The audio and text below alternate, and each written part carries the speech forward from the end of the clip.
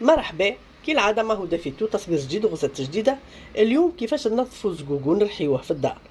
الوغ هذا الزقوق يلزمو يتساوم نحطوه في قصعة كيما هكايا، نصبو عليه الماء حتى لين يتغم بالماء، يطلع هو ويبقى الحجر اللوطة، ونحطو في كسكاس كيما هكا صغير ونلمو. اذا كان عندك كمية كبيرة بيان سور بالغربال، ما كانش هكا ما تمسش القاع، يلزمك تهز من الفوق كيما هكايا باش نشوفوا مع بعضنا الحجر كيفاش اللوطه.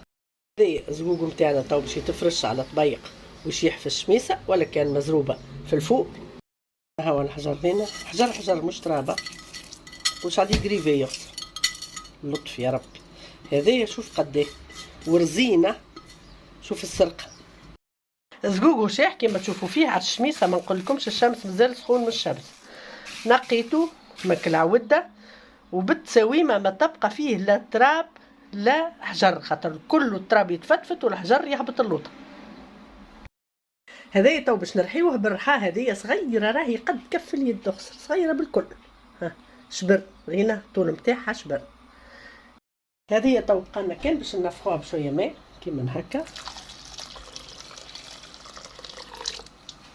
وبالحسابات بيان سور ما تجيش هكاكا.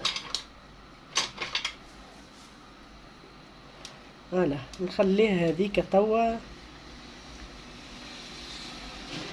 قايلة كاملة وهي في الماء هذاك منفخ باش تسيب القلب متاعها الكل.